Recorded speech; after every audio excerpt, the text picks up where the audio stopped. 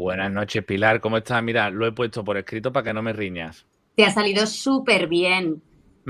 A ver, te lo agradezco que me felicites porque, sinceramente, no soy el que mejor vocaliza, hago lo que puedo y algunas veces, pues, hombre, ¿me puedes describir y me puedes explicar para poner a la gente en contexto y que te... Bueno, en primer lugar, muchísimas gracias porque sé que te he pillado en un día que estás a tope, vienes directamente de Telecinco, de Viva la Vida, pero es que no estás en Madrid, es que ya estás en tu ciudad. Claro, es que vengo desde, o sea, tú date cuenta, hoy me he levantado súper pronto porque para mí mi prioridad es la consulta y mis pacientes, entonces no puedo dejar de atender a mis pacientes por ir a Telecinco tampoco. Entonces me he levantado, he atendido 5 pacientes desde las 7:30, 8 de la mañana, me he cogido un AVE, me he ido a Madrid, he estado en Telecinco, vengo y me ofreces esto. Y como no puedo yo decir que no, digo, venga, pues va. Pero mañana, que es festivo, me he tenido que poner pacientes para poder estar miércoles, jueves y viernes en Telecinco también, ¿eh? O sea, que eso es... Pues te lo agradezco, te lo agradecemos todas las 8.000 personas que estamos aquí viéndote, te lo agradecemos de corazón, muchísimas gracias por pasarte por Telesalseo. Y como te decía, para poner un poco en contexto, ¿podrías presentarte, explicarnos un poco tu profesionalidad y en qué estás especializada? Pues mira, yo soy psicóloga desde hace 20 años. A mí es una profesión que siempre me apasionó. Desde que vi el Club de los Poetas Muertos, sabía que me tenía que dedicar a esto. Y bueno, pues me fui a estudiar a Madrid siendo maña. Mis hijos dicen que soy mañileña porque tengo el corazón dividido. Y estudié allí la carrera, estuve con un psiquiatra unos años y ya me vine para Zaragoza porque para mí la familia tira mucho. Y yo lo que hago es terapia cognitivo-conductual, que yo como lo digo mucho, pues ves, no me trabo. Y realmente esto consiste en trabajar el pensamiento, ¿no? O sea, son herramientas muy prácticas, es un tipo de terapia que se llama terapia breve estratégica y al final en eso consiste, ¿no? Porque es verdad que circunstancias malas pasamos todos, pero la interpretación que hacemos de esas circunstancias al final son las que nos marcan emocionalmente. Entonces, yo enseño a mis pacientes formas de pensar para que esas circunstancias no se los lleven por delante emocionalmente. Lo que les digo siempre es como aprender inglés, ¿no? Pues es aprender a pensar. Pues encantadísimo de tenerte por aquí, encantadísimo de conocerte y te presento también a mis compañeros que está aquí, Axel y Triun, que ¿Qué bueno, tal, ellos son, chicos? mi Muy canal es un buenas. poco más especializado un poco en la crónica social, trato un poco todo el tema viral de internet y todos los salseos, pero también pues nos metemos en algunas veces en temas así que son un poco, que nos hacen cambiar un poco el rol, pero ellos dos sí que son, tienen sus canales profesionalizados en este tipo de crímenes. No Uh sé si -huh. querrían empezar ellos con alguna pregunta en concreto, José. Dale, Axel, dale tú. Ok, vale. Yo quería preguntarte, Pilar, si el crimen de Daniel Sancho podría ser una manera de escape, como una vía de escape en su mente, ese crimen. A ver, es verdad que nos faltan muchísimos datos, ¿vale? Es Ujú. cierto que por lo que conocemos o por lo que él cuenta, que obviamente todo hay que ponerlo en entredicho porque es todo supuestamente, ¿no? Él se estaba sintiendo acorralado por él, ¿no? Por este señor. Entonces, claro, al final es verdad que todos somos muy buenos y todos nunca haríamos determinadas cosas, pero hay que ponerse en una situación específica, ¿no? Para saber cómo reaccionaríamos. Es cierto que ante determinadas situaciones de trauma o ante situaciones donde el ser humano se siente en peligro, cada persona tiene una forma distinta de actuar en función de su personalidad, ¿no? Y todos podemos conocer pues, una situación no tan agresiva como esta, pero una fase de depresión, una fase difícil a nivel psicológico y hay gente que recurre a diferentes variables. Hay gente que puede recurrir al consumo de sustancias, pues gente que puede recurrir a tirarse en el sofá y no hacer absolutamente nada, gente que puede recurrir a una comida compulsiva. Esto siempre hablando de casos específicos muchísimo menores. Por lo tanto, cuando una persona siente en riesgo su vida, puede llegar a reaccionar de modos que en ningún momento coinciden con su forma de ser o con sus variables de personalidad. Una cosita, Pilar, te voy a hacer una pregunta. Viendo lo que ha salido de Daniel, ¿no? Y viéndolo a él, porque se ve cuando lo detienen, la forma altanera que tiene, la forma en la que se expresa, ¿no? No lo vemos decaído, no lo vemos con la cabeza agacha, lo vemos una persona más bien altanera. Luego también que el mismo día que comete el crimen se va y flirtea con una chavala y se pasa todo el día con ella. El descuartizamiento, que no es un crimen, es que lo descuartiza. ¿Tú crees que podría encajar en la tríada oscura? ¿O un narcisista grandioso, por ejemplo?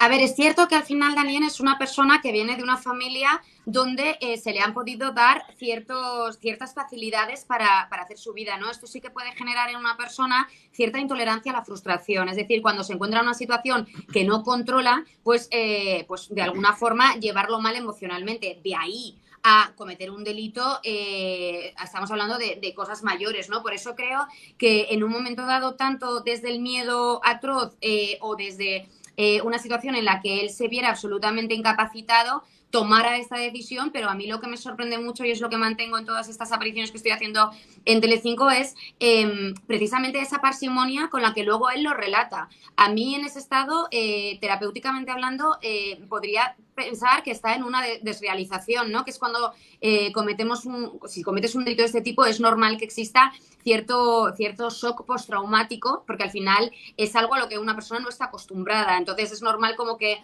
la mente se fracture y busque un mecanismo de defensa para sentirse seguro. Y esa desrealización es la que podría haberse dado en Daniel en el momento en el que cuenta de una forma tan estable emocionalmente todo ese relato, ¿no? Que cualquier otra persona, si no estuviera en ese estado, lo iba a contar con una sintomatología ansiógena que no hemos visto en Daniel. Pero cuando te refieres a cómo lo cuenta, ¿qué te refieres? ¿A los pocos audios que hemos podido escuchar o confiando en lo que se supone que ha confesado? Porque claro, escucharlo lo hemos escuchado bien.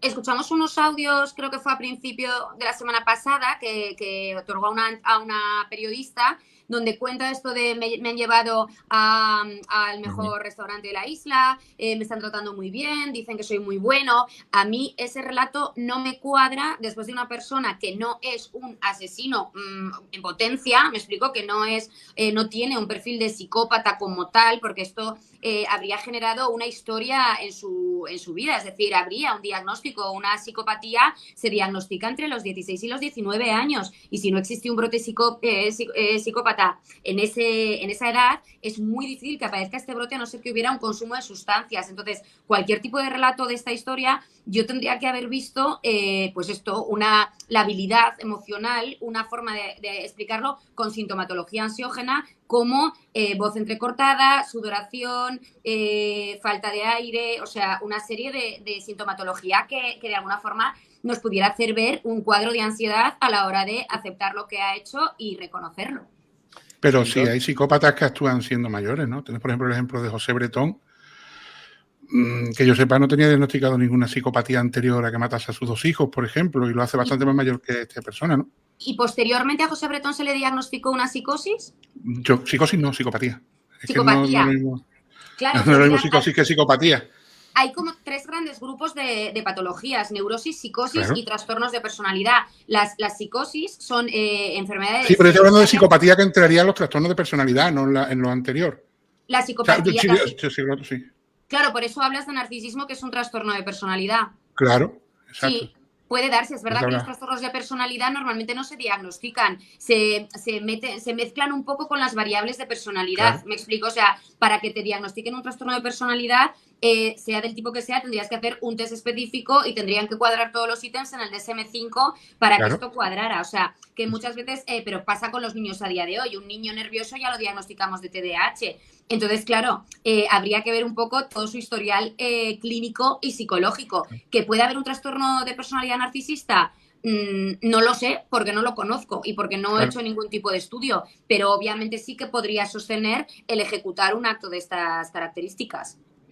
En esas conversaciones de las que estamos hablando, te quería preguntar, Pilar, notamos, aparte de esa tranquilidad que nos desconcierta y demás, ¿notamos algo que llame la atención, que pudiera estar mintiendo? Que fuera alguna alerta de, oye, este chico puede que no esté diciendo la verdad, o eso es imposible. Claro, es que chirría mucho, porque lo normal es que si has cometido un delito, mientas en la acción de que lo has cometido. Mentir diciendo que sí lo has cometido e inculparte solo podría justificarse intentando empatizar. Yo siempre, pues por mi profesión de formación profesional, empatizo para entender las conductas de los demás. Yo, en la única situación en la que podría asumir eso es en caso de ver en peligro a mi familia. O sea, si a mí alguien, yo tengo 2 hijos, si a mí alguien me dijera, o te comes tú esto, o tus hijos van a sufrir, yo me lo como. yo, pero hablo de mí, no conozco Claro. a Daniel Sancho, entonces no sé hasta qué punto ese discurso, no obstante, de nuevo, si estás comiéndote ese discurso o te estás comiendo algo que no has cometido, de nuevo tendría que haber, o sea, no hay un ser en el mundo que ante una situación tan desbordante como esta, la verbalice con esa parsimonia y con esa estabilidad emocional. Se romantiza mucho. Además que. Bueno, perdón, sí. No, iba a decir que se romantiza mucho el perfil que él tiene, el chico, ¿no? El chico, el hijo de un famoso, Y el con mucho efecto dinero, halo, o sea, no el nos olvidemos cuerpo. del efecto halo, que al final lo que nos genera es que añadimos a una serie de rasgos físicos unas características de personalidad con las que creemos que suelen ir acorde, ¿no? Entonces, al final, Daniel Sancho, pues lo ves y como prototipo, pues un chaval joven, guapo, fuerte, y al final el efecto halo hace que a las personas sin ningún tipo de conocimiento, es decir, a todo el mundo, nos genere como, pues eso, ¿no? El añadirle variables de personalidad que no tienen por qué ir intrínsecas en esos rasgos físicos. Y que nos genere lo que no tiene, empatía. ¿El qué, perdona? Y que nos genere lo que le falta, empatía. Claro, sería precisamente a lo mejor un error pensar lo contrario, o sea, que precisamente por ser este perfil es el que lo lleva o el que acaba, oye, pues mira, como no me sale lo que yo quiero que me salga y como no me sale mi capricho bien, pues entonces ejecuto cosas que al final se me van de las manos. ¿Sería también un error? Pero se te van mucho de las manos, porque al final, cuando una persona no tiene tolerancia a la frustración, pues lo que hablamos, ¿no? Puede ser una persona violenta, agresiva verbalmente, conflictiva en grupos sociales, puede recurrir a sustancias para gestionar la ansiedad que le puede producir su propia frustración, pero estamos hablando de un delito con muchísimo ensañamiento. Por eso os digo que a mí, a nivel de personalidad, me descuadra total y absolutamente una persona a la que no se le conoce ningún tipo de delito ni conflicto específico anterior a esto, ¿no? O sea, por eso es lo llamativo. Yo a ver, hemos tenido estos tweets, pero estos tweets, bueno, como bien he dicho, es de una década. Pero también los psicópatas, o sea, el psicópata, bueno, tú lo sabes mejor que yo, que eres psicóloga, yo no soy psicólogo. Hay muchos psicópatas que no asesinan. De hecho, hay muchos más psicópatas que no asesinan que psicópatas que asesinan. ¿Cuándo asesina un psicópata? Cuando para él es necesario hacerlo porque le es más beneficioso que no hacerlo. Por eso digo que puede ser con 20, con 30 o con 50. O sea, que no, la edad a la hora de ser un psicópata no tiene absolutamente nada que ver. Es más, el ensañamiento en el crimen no lo sabemos que lo descuartiza para deshacerse de él, pero no sabemos si el crimen es con ensañamiento o no. Luego también sabemos que lo premedita desde antes de cometer el crimen, por lo tanto ya lo viene rumiando desde hace tiempo. Sí, pero también un segundito, Pilar, que él tenía una motivación, claro, para él sí, lógicamente, él tiene su motivación. Ahora que esa motivación sea suficiente para asesinar a alguien, ahí entran los psicópatas. Claro que el psicópata asesina con motivación, lógicamente, él quiere hacerlo por algún motivo que le beneficia. Siempre. Y para él está bien hecho. Yo sé de psicópatas que se meten en la cárcel y cuando venía su familia a verlo, él decía, coño, están mal por la víctima en vez de estar mal por mí, que soy el que está en la cárcel. O sea que, sí, que eso... si existe este cuadro narcisista, precisamente esto es lo que sostiene, ¿no? Pero vuelvo a lo mismo, al final estamos hablando de un acto que no todo el mundo es capaz de hacer. Vamos a ver, o sea que una cosa es que pueda haber un accidente en un momento dado de una pelea y que a partir de ahí ya no sepas cómo reaccionar, pero si ha habido premeditación, lo que decía hoy en Así es la vida, ¿no? Hay premeditación previa, pero luego es todo una chapuza. O sea, tú matas a una persona y automáticamente te vas de allí, y menos en un país como es Tailandia. ¿No? O sea, ¿dónde está? No ha habido esa premeditación.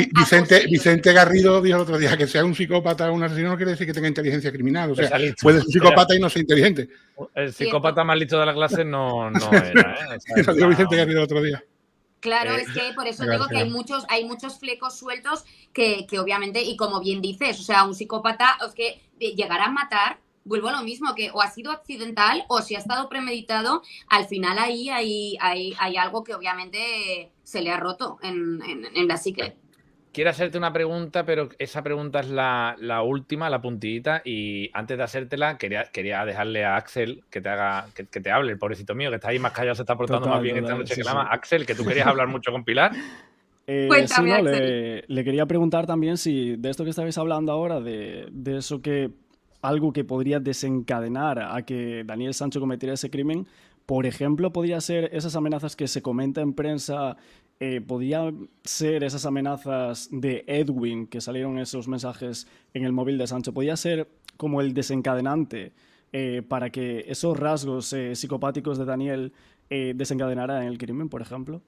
Sí, porque date cuenta que esos rasgos psicopáticos también pueden correlacionar con un trastorno paranoide, ¿vale? O sea, con rasgos paranoides donde al final está dando más grandiosidad a la amenaza que está recibiendo, por decirlo de alguna forma. Y desde luego, independientemente, aunque tú te encuentres en esta situación, cualquier persona lo que haría es recurrir a familiares, seres queridos y entorno para que les dieran una solución de cómo salir a esa situación. En el momento que él supuestamente planea todo esto por libre, obviamente ahí estamos viendo ese rasgo psicopático. Y también yo lo que he dicho mucho en estos días es que es posible que hubiera un consumo de sustancias que le permitiera ejecutar una acción de este tipo, ¿no? Que además un consumo de sustancias también puede dar lugar a un brote psicótico que te lleve a cometer un delito de estas características.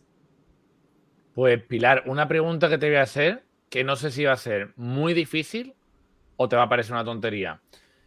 Cuando nos encontramos con este tipo de casos tan excepcionales, o espero que sean excepcionales, ¿esto puede tener retorno, rehabilitación, una persona de este tipo en algún momento de la vida con el paso de los años? ¿O esto es una persona que suele...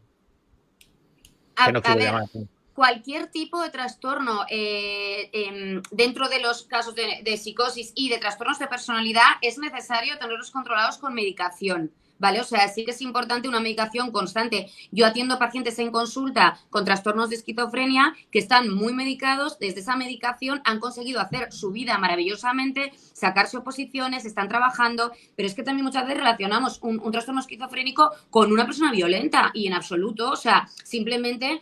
como bien decíais, ¿no? O sea, tiene que haber también un rasgo de personalidad que te lleva a no diferenciar el bien con el mal y a decir, yo soy mi prioridad y a partir de aquí arraso por donde paso. Entonces, claro que hay rehabilitación, pero tiene que haber un tratamiento psicofarmacológico muy controlado para que en un momento dado esa persona, ante un descontrol de impulsos, o sea, ante una frustración, no recurra de nuevo a este descontrol de impulsos. Pero está complicado, ¿no? O sea, es una persona que tiene ya la vida bastante señalada y ya se suma lo que ha hecho, que, hombre, una persona normal no lo va a olvidar ya de por vida y a eso le vamos a sumar, que no lo digo por victimizarlo, que ya me conozco que la gente me va a decir, no lo blanquees, no lo victimices. No, a ver, va a ser un trauma. Para se él suma no, lo si que es ha psicópata hecho, no. Si él fuera psicópata no va a ser ningún ¿no? trauma, ¿eh? Él va a No estar de se puta madre. arrepentiría. O sea, si tuviera este grado psicopático no habría arrepentimiento. Él Claro. estaría absolutamente reafirmándose en que es que En que está eso era la justificado y única que se habían solución. hecho. Sí, No va a sentir pena ninguna, entonces, nunca, por Edwin. Nunca. y a lo mejor entonces tampoco le causaría un trauma pasar por una cárcel como la cárcel de Tailandia Sí, durante Eso X es sí, años. diferente, eso no tiene que ver porque eso sí le afecta a totalmente. él O sea, directamente. la repercusión de sus actos obviamente va totalmente aparte. O sea, lo que él va a vivir en Tailandia, si finalmente se le condena y tiene que vivir en esas cárceles, esto va a ser un capítulo aparte y con mucho cuidado y mucha observación de que no cometa algún tipo de acto de autolesión. Totalmente. Pilar, encantadísimo de haberte conocido. Igualmente. Ojalá hubiera sido por otro tema más agradable, pero igualmente una gran profesional, encantadísimo y espero que vuelvas pronto. Espero que Por vuelvas a supuesto, aquí estaré a interesar. estas horas, que yo normalmente ya estoy dormida, pero bueno, por vosotros, aquí Nosotros somos dándolo todo para lo nocturnos. que necesitéis. Un beso enorme y no sé si te podemos seguir en alguna parte. Pues en TikTok, @simplemente Pilar, que ahí tengo muchos seguidores donde cuelgo contenido un poco de todo, pero la verdad es que son seguidores muy, vamos, para mí los mejores del mundo. Y en Instagram, Pilar Cebrián Coach, y ahí me tenéis para lo que necesitéis. Pues ahí la tenéis. Pilar, te mando un abrazo enorme. Muchísimas gracias por visitar Telesalseo. Gente, os doy 30 segundos y continuamos con el tema.